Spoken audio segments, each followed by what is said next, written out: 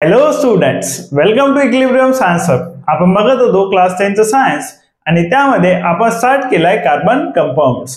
Carbon compounds मध्ये आपण start केलं होतं IUPAC naming of carbon compounds आणि त्यामध्ये नेक्स्ट फंक्शनल ग्रुप जो आपल्याला बघायचा आहे तो असणार आहे अल्डिहाइड्स.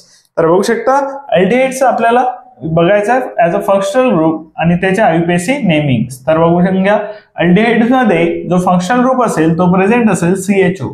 मीन्स CHO जर फंक्शनल ग्रुप असेल तर तो असेल अल्डिहाइड्स. आणि यामध्ये आपण फर्स्ट एक्झाम्पल बघू शकतो H बॉन्डेड विथ CHO. आता तुम्हाला लक्षात ठेवायचं आहे जेव्हाही आपण IUPAC नेमिंग लिहितो तेव्हा काउंट करतो आपण नंबर ऑफ कार्बन ॲटम्स आणि number of carbon atoms count करताना आपल्याला लक्षात ठेवायचं आहे की फंक्शनल ग्रुप मध्ये सुद्धा एक कार्बन ॲटम प्रेझेंट आहे आणि तो सुद्धा कार्बन ॲटम आपल्याला मेजर करावा लागेल while writing the IUPAC name. Example आपण बघून घेऊ. एक्झाम्पल असेल SCHO. यामध्ये बघून घ्या नंबर ऑफ कार्बन ॲटम जे प्रेझेंट आहे ते प्रेझेंट आहे 1 carbon atom and 1 carbon atom जर प्रेझेंट असेल तर आपण लिहू मिथेन. आता बघू शकता मिथेन आपण लिहिलेलं आहे. त्यानंतर HCHO प्रेझेंट आहे. आता CHO हा अल्डिहाइडचा फंक्शनल ग्रुप असेल आणि अल्डिहाइडचं नेमिंग लिहिताना आपल्याला लक्षात ठेवायचं आहे की E is replace by AL. E replace करायचं आपल्याला AL ने. अल्डिहाइड मध्ये स्टार्टिंगला आपल्याला AL दिसेल आणि त्यांनीच आपल्याला E रिप्लेस करायचा आहे आणि हा रिप्रेझेंट करेल IUPAC नेमिंग ऑफ अल्डिहाइड्स. तर बघू शकता 1 कार्बन ॲटम प्रेझेंट होता मिथेन आणि त्यानंतर अल्डिहाइड हा फंक्शनल ग्रुप प्रेझेंट होता तर AL. या प्रकारे लिहिलं आपण IUPAC naming of HCHO. Next बघू शकता CH3CHO. नेक्स्ट एक्झाम्पल असेल CH3CHO. आता यामध्ये बघू शकता number of carbon atoms. Number of carbon atoms असेल 1 and 2. 2 कार्बन ॲटम्स प्रेझेंट आहे.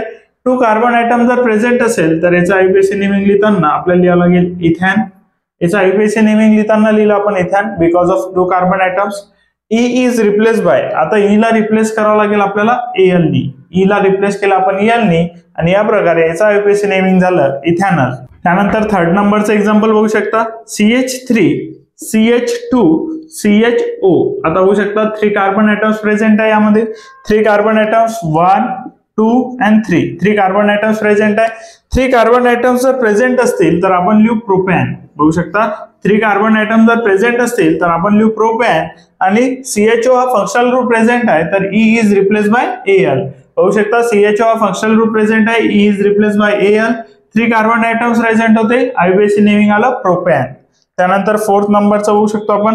फोर्थ नंबर मध्ये नंबर ऑफ कार्बन ॲटम्स घेऊ आपण 4 CH3 CH2 CH2 and CHO. आता यामध्ये नंबर ऑफ कार्बन ॲटम्स बघू शकतो आपण 4 number of carbon atoms present आहे 1 2 3 and 4. यामध्ये लक्षात घ्यायचं आहे की जो फंक्शनल ग्रुप आहे यामध्ये सुद्धा कार्बन ॲटम प्रेझेंट आहे आणि तो कार्बन ॲटम सुद्धा आपल्याला मेजर करायचा आहे while writing the IUPAC naming. बघा प्रत्येक ठिकाणी आपण मेजर केलाय number of carbon atom in functional group. तर बघू शकता 4 कार्बन ॲटम्स असतील. 4 कार्बन ॲटम्स असतील तर नेम आलं ब्युटॅन. 4 कार्बन ॲटम असतील नेम आलं ब्युटॅन. त्यानंतर E is replace by AL. E ला आपण रिप्लेस केलं AL ने दॅट इज ब्युटॅनॉल.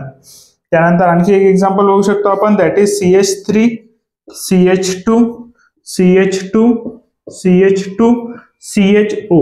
तर फंक्शनल ग्रुप आहे CH3 CH2 CH2 CHO. CHO असेल फंक्शनल ग्रुप आणि हा जर फंक्शनल ग्रुप बघितला आपण तर हा अल्डिहाइडचा फंक्शनल ग्रुप असेल. नंबर ऑफ कार्बन ॲटम्स बघून घेऊ 1 2 3 4 and 5. Number of carbon atoms आहे 5. 5 नंबर ऑफ कार्बन ॲटम्स असेल तर आलं पेंटॅन. 5 नंबर ऑफ कार्बन ॲटम्स असेल तर आलं पेंटॅन. त्यानंतर CHO हा फंक्शनल ग्रुप असेल तर E is replace by AL. So याचं नेमिंग आलं पेंटॅनॉल. तर बघू शकता HCHO असेल मिथेनॉल. CH3CHO असेल इथेनॉल. CH3 CH2 CHO असेल propanol. CH3 CH2 CH2 CHO असेल butanol. CH3 CH2 CH2 CH2 CHO असेल pentanol. So next functional group जो आपल्याला बघायचा असेल तो आहे कार्बोक्सिलिक ऍसिड आणि कार्बोक्सिलिक ऍसिड मध्ये सिमिलर टू अल्डिहाइड्स प्रेझेंट असणार आहे कार्बन ॲटम. बघू शकता जसं अल्डिहाइड्स मध्ये कार्बन ॲटम प्रेझेंट होता इन अ फंक्शनल ग्रुप तसंच इन कार्बोक्सिलिक ऍसिड सुद्धा प्रेझेंट असेल carbon atom in a functional group.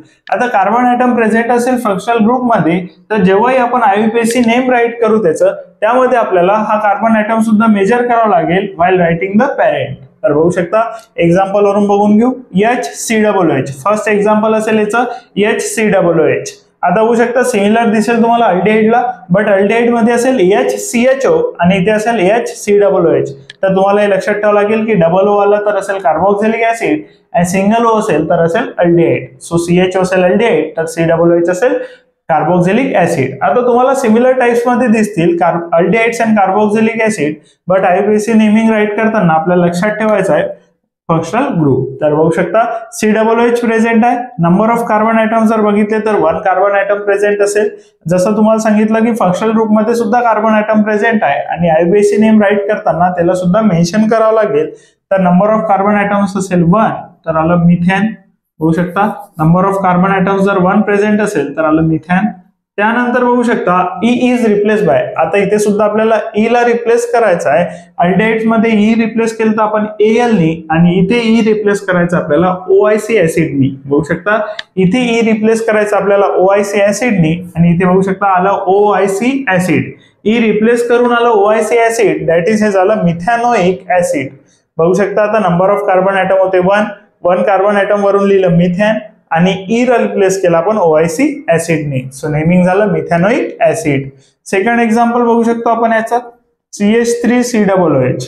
CH3COOH असेल. आता नंबर ऑफ कार्बन आयटम्स जर बघितले आपण तर यामध्ये number of carbon items present आहे 2 कार्बन आयटम्स जर असतील तर आपण याला लिहू शकतो इथेन. बघू शकता आता आपण याला लिहिलं इथेन. त्यानंतर E रिप्लेस करायचं आपल्याला. बघू शकता E रिप्लेस करायचं आहे OIC ऍसिड. सो हे झालं इथेनोइक ऍसिड. सो CH3COOH झालेला आहे इथेनोइक ऍसिड. त्यानंतर सिमिलर असेल थर्ड नंबरला बघू आपण CH3CH2COOH. CH3CH2COOH. तर यामध्ये बघू शकता नंबर ऑफ कार्बन आयटम्स असतील 3 कार्बन आयटम्स असतील तर आलं प्रोपॅन. त्यानंतर E ला रिप्लेस करायचं आपल्याला OIC ऍसिडनी. E ला रिप्लेस केला आपण OIC ऍसिडनी. सो हे झालं प्रोपॅनोइक ऍसिड.